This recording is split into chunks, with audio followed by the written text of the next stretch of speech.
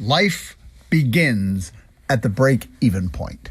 Hey, it's Peter Harmon, the food guru, here with your weekly pep talk. This week's pep talk is about life above the break-even point. If you're like most people, you're asking yourself, why would I want to listen to a podcast about breaking even when I'm here to make real money? I want a podcast that'll tell me how to make money. And what's so important about this silly little break-even point anyway?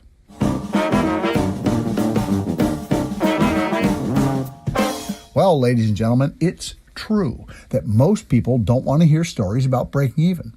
Most people want to hear stories about making millions of dollars and working only 4 hours a week. Most people want to find the easy way, the get-rich-quick way. And that's why you like this podcast. This podcast is for you because you're not like most folks. You are a restaurant owner. You're different. You have the heart of an entrepreneur. You want the freedom to do your own thing, your way, on your terms. You want the best solutions for the long-term health of your restaurant, your people, and your customers.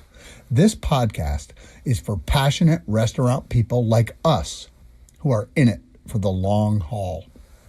Another reason that you're not like most people is that most restaurants lose money and barely break even, and the owner doesn't do a thing about it. They just struggle and die. But you are smart. You're out here looking for answers that'll help you get to the next level. It's true. 80% of all restaurants in the world struggle to survive. 80% of restaurants die before their 5th birthday. 14% of restaurants make a little money. Only 5% make a 10% profit. And the rare 1% of all restaurants earn more than a 10% profit. My goal is to help you get into the top 5% of all restaurants and earn a 10% profit. My goal is to help you move your knowledge to the top 5% of all restaurant owners. And if you're not there, stay tuned because I'm about to show you how close you really are to making things happen. Now remember this, profit is not greed. Profit is freedom. Huh? Did he just say profit is freedom? Well, how is profit freedom? Freedom from what? Well, real freedom is getting up in the morning and having the freedom to do whatever you want to do. Freedom comes from not being buried in bills that you can't pay. Freedom is having a team of full-time people who know their job and work as hard as you do to build a great restaurant. This freedom comes from having the money to pay the best wages in your market. Freedom comes from building a first-class restaurant that will stand the test of time. Freedom comes from having money in the bank. Freedom comes from character and integrity and doing the right things right. Freedom, my friends, starts at the break-even point. Pre-break-even is where we lose money and destroy wealth. Opening a restaurant is like diving into the swimming pool. Pre-break-even is like being underwater. If you stay there too long, you'll die. You have to make it back to the surface. The surface is the break-even point, where we can start to breathe again. So life begins at the break-even point. The break-even point is the point at which your restaurant stops destroying wealth. The break-even point is where your restaurant starts to create wealth. That's right, long-term wealth. And the coolest thing about it is the break-even point is that once you reach the break-even point, 60 cents of each additional dollar that you do in additional sales will go straight to the bottom line as profit.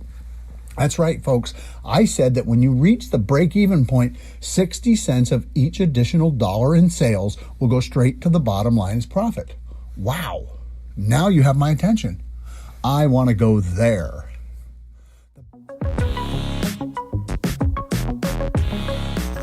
It's the first financial goal every restaurant needs to reach is the break-even point. The break-even point is when a business stops destroying wealth and begins to create wealth. Once we hit the break-even point, at least 60 cents of each additional dollar in sales should fall to the bottom line as profit. Okay, now I want you to pay attention to this next little section because it involves numbers and it's a little tricky to explain without a paper or a whiteboard. But I'm going to do my best to explain it. So if you get confused, just listen to this part a couple times and you'll get it. You're smart. You're going to figure it out. Okay, now we need to know 4 things to figure the break-even point. First, we need labor cost. Second, we need other cost.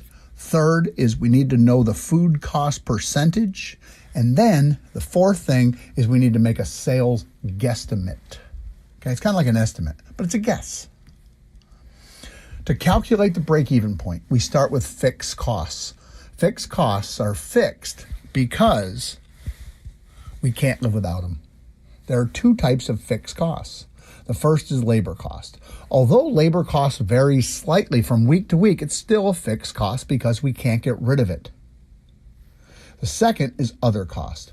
This includes rent, utilities, insurance, trash removal, office expenses, credit card fees, marketing, plus everything else that's not related to labor or food and beverage purchases. You should be able to find these numbers on your P&L statement in QuickBooks. You do have a P&L statement, don't you? You do use QuickBooks or some kind of professional accounting software, don't you? All right, for this case study, we're going to use the XYZ restaurant that is doing $750,000 in annual sales. Now, let's imagine that the XYZ restaurant has a labor cost of $250,000 a year, and they also have an other cost of $250,000 a year. That means they have $500,000 in fixed costs.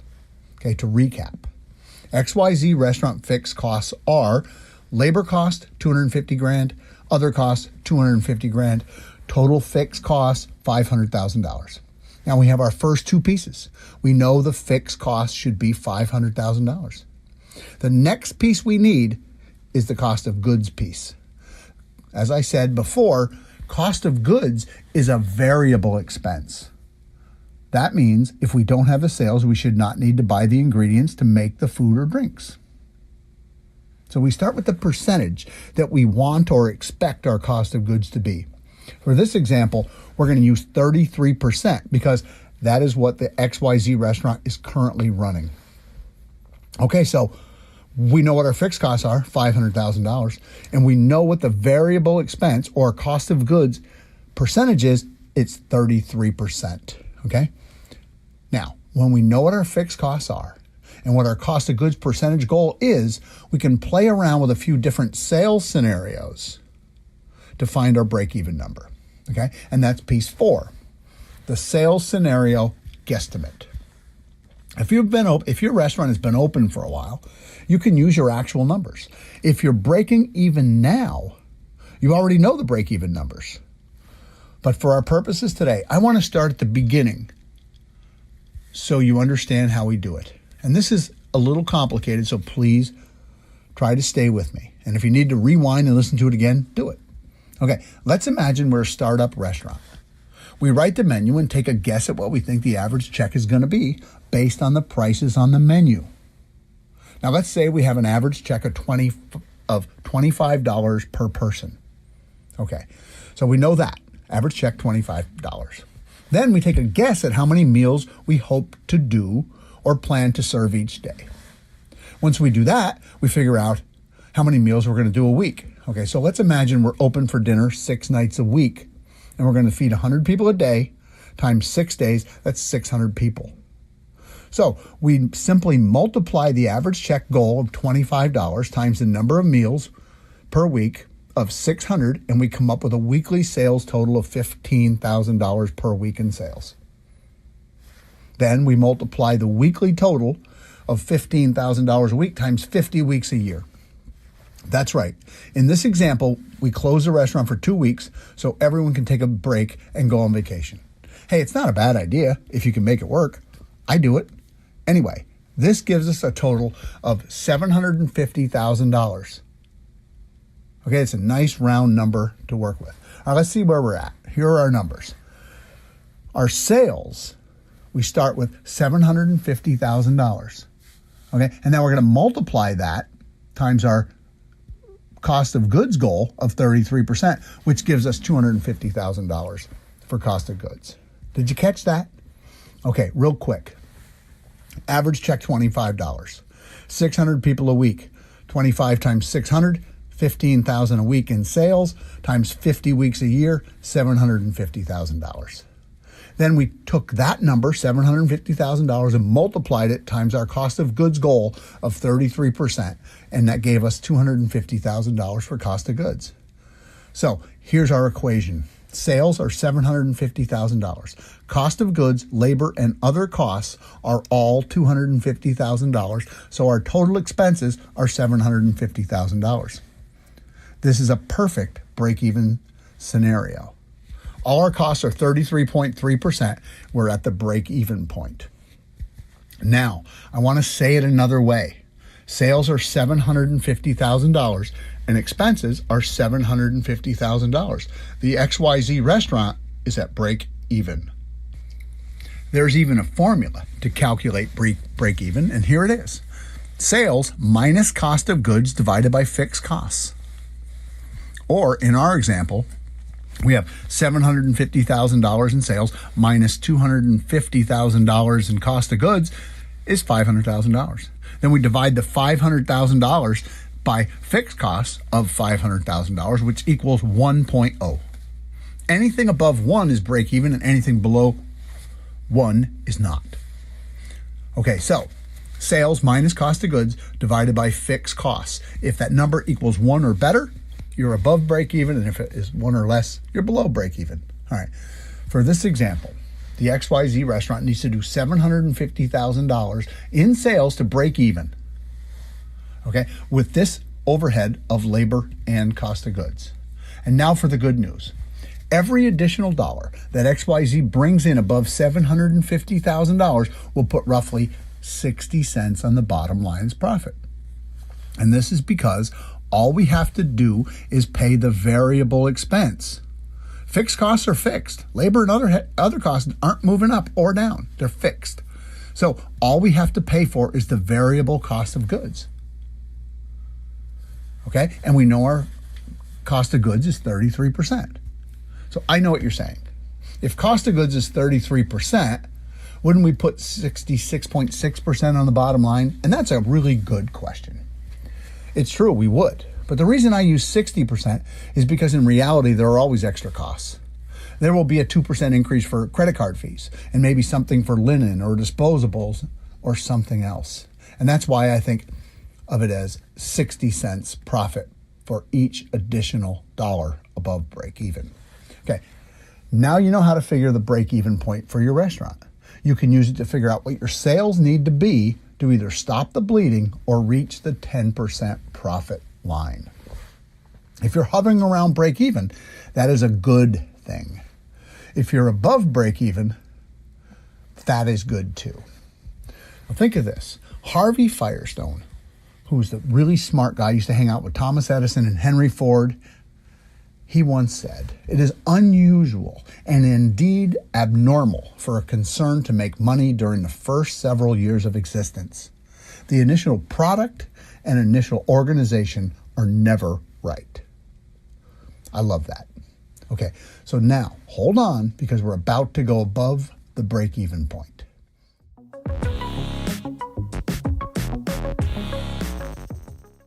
And now for the fun part. Let's see what happens when we increase the sales of XYZ restaurant. As we just discussed, XYZ restaurant is breaking even. $750,000 in sales, $250 in cost of goods, $250 in labor, $250 in other. Our total expenses are $750,000. Our profit is zero. So let's see what happens when we increase sales by 10%. So let's take our sales, $750,000 times 10%. That is $75,000 in additional sales, which brings our new sales total to $825,000. Then we have to deal with the 33% cost of goods on the extra $75,000. $75,000 extra times 33% cost of goods is $25,000. So we're going to increase our cost of goods from $250,000 to $275,000. So now our little equation looks like this. Sales are $825,000. Cost of goods goes up to $275,000. Labor is fixed. Other costs is fixed, both at $250,000. Our total expenses are now $775,000. They only went up by $25,000 because we only had to pay the additional cost of goods on the $75,000. Our profit is now $50,000. It's the perfect example of what happens when we hit the break-even point. $50,000 represents 66.6% of our additional sales that hit the bottom line. We did an extra $75,000 in sales. 66% of it went to the bottom line. We have a $50,000 profit. Pretty good. Okay, now, just for fun, let's see what happens if we get another 10% sales increase. If we do that, our sales are now at $825,000. 10% is going to move us up by $82,500, which makes our new sales $907,500. The new cost of goods, we're going to have to pay 33% of the additional $82,000. Okay, I know there's a lot of numbers here. So that's an extra $27,000, brings our cost of goods to roughly $302,000. Okay, if we maintain our labor costs and our other costs at the same level, our profit will go to $105,000. What? $105,000. That's right. All right, sales went from $825,000. We added $82,500, which brings us to $907,000. Okay? Remember, we started at $775,000. We've had two 10% increases. That brings us to $907,000. Cost of goods is the only expense we had to pay. So that's now $300,000. Labor and other costs are fixed at $250,000 and $250,000. So our total expenses are now $802,000. Our profit goes to $105,000. This is an extra $55,000, which, as you guessed, 66.6% of our additional sales. Okay. In this equation, we have our fixed costs of labor and other costs. We increased sales twice by 10%. The only added expense we had was for our variable cost of goods. Our sales are now $907,000. Our expenses are $802,000. Our profit is $105,000. Okay, I want to take a minute and look at something important, very important. If you recall, when we started this exercise, the XYZ restaurant had $750,000 in sales and was at the break-even point. The two sales increases moved us from $750 to $825 to $907. We were able to keep our fixed costs of labor and other costs the same with zero growth. The only expense we had was for cost of goods on the extra sales. At $907,000, our new profit is $105,000. That's an 11% profit. Wow. The point of this exercise is to show you that life begins at the break-even point. With two moves, we went from breaking even to making 11% profit. Now, when we back out that 2% for credit cards and things like that, you'll probably be at 10%. But I'm here to tell you that this can absolutely happen to you and your restaurant whenever you're ready. And this brings us to our question of the week. The question is coming right from your mind to mine, and it's really, really obvious. How can I increase my sales by 10% twice so I can earn a 10% profit and start having fun? Okay, that's the goal. I'm going to give you the big picture really fast right now, so hold on tight. Here it is. In all the world, there are only 6 ways to increase sales in a restaurant, and they are: keep the customers you have today. Number 2, increase the average check. Number 3, get your customers to return more often. Number 4, bring in new customers. Number 5, 86 bad customers. And number 6 is my personal favorite, raise prices. I want you to think about these 6 ways to increase sales and try to come up with a few ideas that will help you move forward. Next week, our podcast will be about 6 ways to increase sales. I can't wait to sink my teeth into that one. It's one of my favorite subjects.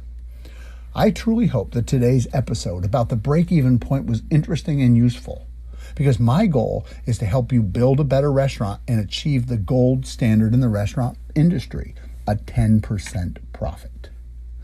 My name is Peter Harmon. I am the Food Guru. Thanks for listening. I hope to see you next time.